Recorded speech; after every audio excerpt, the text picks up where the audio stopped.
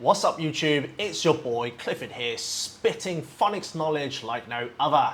Okay, so welcome to my channel. I'm new here, so probably no one watched this, so who gives? All right, so who am I? What do I do? Okay, so my name's Clifford and I'm the CEO and founder of Babington Education. So basically I open learning centers. Okay, so I open English language learning centers and I teach children English.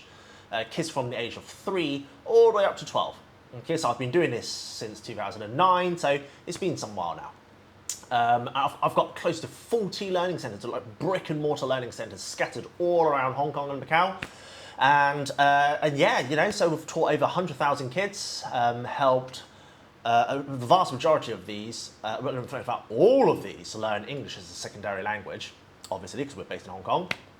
And through my processes and methods, we've just been doing a really, really good job. So we're able to get these children who previously knew not even a word of English, all the way to now like reading and writing full sentences independently. Okay, so that's pretty much what I do in a nutshell. Right, so let's get on with this video. So the theme of this video is, well, it's not so much of a theme, but I just want to give everybody 3 tips on how to prepare your child for reading and writing. Okay, all right, so let's do a background. Okay, so who is this video for? This video is for the parents with children who are like, you know, anywhere between the age of 2 to 6, you know, anywhere between those age range. So the younger the better, okay, the younger the better. So the more preparation you can do at home and the more success your child will have at school. Okay, now, so today I'm going to give you 3 tips that you can do at home. And you're going to have to trust me in this one. Like I said, I've taught like over 100,000 families, or not families, 100,000 children over in Hong Kong, right? And we have thousands of students at our brick and mortar schools scattered across Hong Kong, right? So we've got like close to 40 schools. I've mentioned this already, but we've got close to 40 brick and mortar education department licensed schools, so they are fully licensed schools. And these schools' full-time job is to teach children to read and write, right? So you're gonna have to trust me. You can Google me. You can Google my company, Babington Education, and you should be able to see all of the wonderful work we do. All right. Anyway, so enough about me. So let's just get cracking on the tips. All right. So there's 3 tips I want to share. So number 1, go to the library.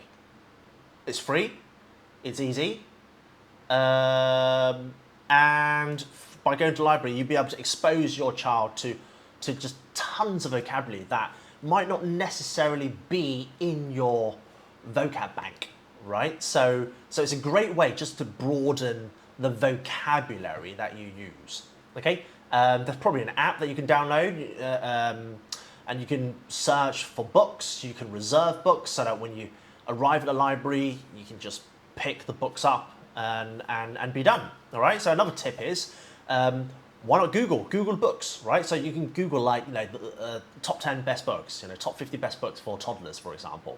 All right. And, Amazon recommended books, Amazon bestsellers, right? New York Times bestsellers and so forth. So you can Google all these and then you can get like a list of books that you could borrow from the library.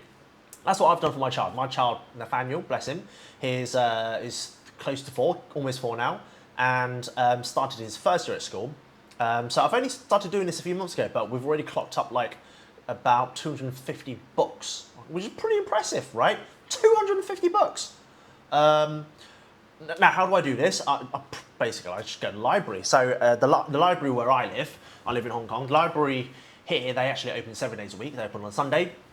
So I'd take Nathaniel to the library every Sunday morning, and so I would, you know, drop off the 8 books, and I would then borrow a new batch of 8 books, and I've been doing that almost consistently every single week. Okay, if it's not every single week, then I might skip a week. Then it's every other week like that. But most weekends, that's what I do with Nathaniel.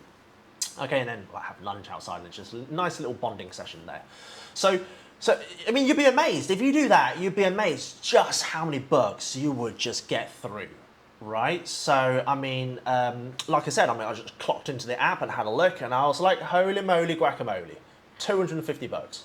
Okay, and that just sort of like makes it quite fun. It just incentivizes you just to keep going, just to keep collecting books on your app. Just going through books and just reading books and so forth. Yeah, so it's a great little habit just to have like fresh reading content around. And like I said, it's free. Who doesn't love free? So that's the first tip. Get your ass. Can I say ass in this video? I mean, I'm an educator and I don't know. Okay, anyway, get your ass in a library, number one.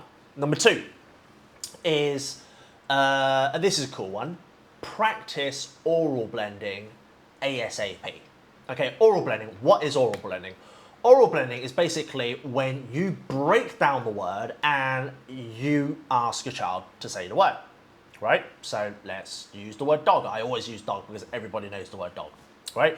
So I might say dog, and I'll just, point and look at my child, and then I'll expect him to say dog. Okay, obviously when you just do this, your child's just gonna look at you blankly like that. Okay, absolutely lost. But and then you just say dog, dog, dog, dog, dog, and then your child say dog, right? You'll be surprised how quick your child will be able to catch on. So do not worry. So just keep doing that. Do another word, cat, right? And then your child, likely he would catch on, he or she would catch on, or it, if you're into that stuff, okay, would catch on pretty quickly, a lot quicker than you would expect. And that's oral blending. That's basically oral blending. When you break down the word and your child says words, and then you'd feel it. I mean, you'd feel your child catching it. You could see your child getting it, and naturally, what you're going to do, which is great, is you're just going to start just to stretch it, just to see how far you can take it. You might start doing stuff like black, right? And then black. You expect the child to say black. You just keep stretching it. Okay, make it longer and longer and longer. Okay, so now when you do oral blending, you literally practice for 1 minute, just a minute, one whole single minute. Well, you don't have to time yourself, but roughly a minute. Okay, so just do a couple of words. Just do it every day. Just literally try to do it every day. You don't have to time yourself, right? Do as many as you feel comfortable. But remember one thing: you need to make sure your child succeeds. Okay, so you need to make sure your child wins because no one likes to lose, including your child. Yeah, no one likes to lose. So never let your child lose. Okay, never let your child lose. Okay, and never let your child get bored. So if you feel that your child is getting bored, just call it a day. Okay, that's enough. And then you'll know how long you can practice this oral blending with your child. Okay, maybe the next day, the following day, you could see if you can stretch it by 1 or 2 more words. Okay, just trial and error. Okay, but just generally go by the principle of never letting your child lose and never let your child get bored. You know when your child gets bored, right? So they'll go, oh, like that. Okay, you'll be able to see it straight on their face. Okay, so second tip is oral blending. Practice that. Now, why is that important? It's because you're getting your child familiar with breaking words down, right? In their head. You're getting your child familiar with taking a word and breaking it down into its its unique sounds. Okay, so and then eventually, like when your child hits the classroom and when your child actually does some proper phonics at school, your child would be able to succeed. Your child would see the letters D-O-G and your child would go dog like that. And then because your child has been practicing oral blending at home a lot, your child has already developed that foundation. So when your child goes to blend at school, dog, it will be a lot easier for your child to go from dog into dog. Can you see? Right? Because you've already been practicing that oral blending, that concept. You've already been practicing that a ton of times at home. Yeah, can you see? So when it comes to school time, when your child comes to read a book and she's blending the sounds, top, right? It's a lot easier for her to go from top into top, like that. Okay, so that's the second tip. Start oral blending ASAP, as soon as possible. Okay, even you can do this when your child is 2, literally. As soon as your child can, like recognize words, then you can pretty much do this. Well, when I say recognize words, I mean sort of like, point to an object and your child can say that word. Point to an image of a dog and your child can say dog, for example. That's what I mean. Okay, so that's the second tip. Get practice in and practice that every single day. Don't spend too long. Maybe maximum 1 minute is enough. You'd be surprised how many words you can cover in that single minute.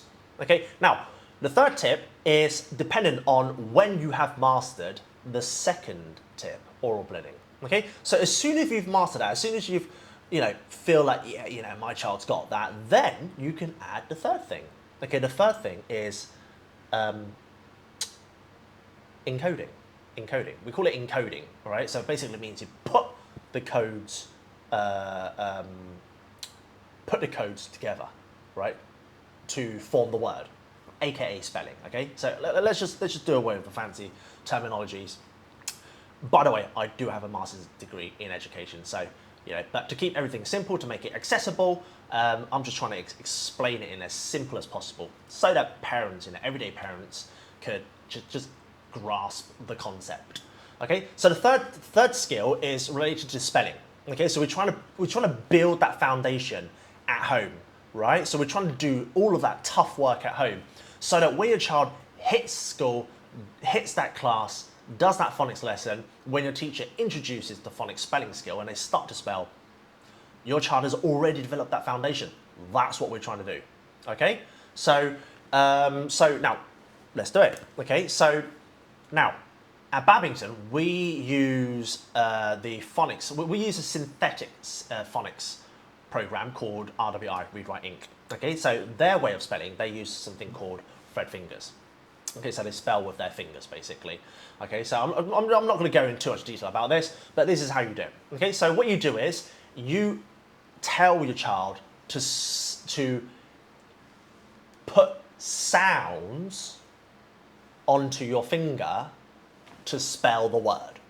Okay, right? Let me say it again. You would tell your child the word, and then you would want him to put the sounds on your finger orally, okay, so no writing, okay, to spell the word. Okay, so again, I'm going to use the word dog. Okay, so I'll say dog. Okay, how do you spell dog? Okay, and then I'll do it with my child Nathaniel on my fingers. Dog. So first you say the word and you swipe. Okay, obviously dog has three letters. Well, not say 3 letters, let's say 3 sounds. Dog has 3 sounds. So I'm going to hold up 3 fingers, and the first I'm going to swipe my fingers and say the word dog. Okay. The next step is I'm gonna pinch, or it doesn't matter. You can pinch, you can poke. It doesn't really matter. But you make contact to your finger. Okay, so dog. Step 1. Step 2. You put the sounds on your finger. Dog. Okay, that's how you do it. Okay, so you would keep practicing that with your child. Cat, cat, cat, like that. Okay, so that is Fred fingers. So I want you to practice that Fred fingers with your child at home every single day. Okay, so again for a minute is enough. Okay, again, the same principles apply. Never lose, never get bored. Okay, so never lose, never get bored. So practice as long as you can without losing and without your child getting bored. Okay, now I'm going to give you a couple of tips here. Okay, so when you do this, remember, never lose, right? So if I'm spelling dog and my child is just looking at me like that, I'm gonna make sure he wins. I'm gonna help him as much as I can. So I might do something like this: dog. So I'm mouthing out the sounds. Can you see? All right. And so your child will watch you, and then that actually facilitates them. That actually helps them. Okay. So that provides what we call scaffolding, help basically to your child, and that just pushes him along. Okay. So I did 2 things. Number 1, I mouthed the sound. I mouthed out the sound. Yeah. Duh. Yeah. I mouthed it out. Okay. So by my child looking at me, they can pretty much guess the sound that's coming out. Okay. So the second thing I did is I used momentum. Yeah. So if you notice my body just like bouncing back and forth. D. Right? So I'm using momentum to keep that rhythm going, to push the sounds out my child's mouth. Okay? Now that's actually a very clever tip, because otherwise your child will just be stuck. Dog. What's this? What's this? Dog. What's this? That's right, that's right. Okay, can you see? Now, once you break momentum, it's very difficult to do, right? So momentum and rhythm is actually really, really important, okay? So when you're doing these fret fingers, make sure you keep momentum and make sure you keep rhythm and make sure you just mouth out the sound to your child so that they can do it. Okay, and then as your child gains confidence, you can start to sort of like pull back on the support. You can like just stop mouthing out the sounds, right? You can stop maybe being so vigorous with your body action to maintain that rhythm and that pace and for fret fingers. Okay, okay. So that's it. Okay, so they are the 3 tips, right? So the first is get your ass in a library. The second is practice oral blending every day, and the third and final tip is practice fret fingers. So, you know, going to the library builds up that vocab bank, right? Which is great. You need vocab. You need a broad range of vocab. That's important. The second tip is directly connected to reading. It's a precursor of reading. Build up that foundation at home, and when your child hits school, hits that phonics lesson, comes to read, your child can hit the ground running. The third relates to spelling, right? So again, build up those foundation, that spelling skill at home. That's the hard part. Okay, that's the hard part. Get that in, get your child to be able to do that consistently with different words. Okay, following the principle of never losing, right, and never getting bored, all right, and just helping them, mouthing it out, use rhythm and pace to keep pushing them along, right? So, and the third thing, fret fingers, that connects directly to spelling, which again, the child will be doing at some point at school. Okay, so do all these 3 things, and that should help just increase your child's success rate that little bit more. Okay, so that's it. Till next time, ta-da.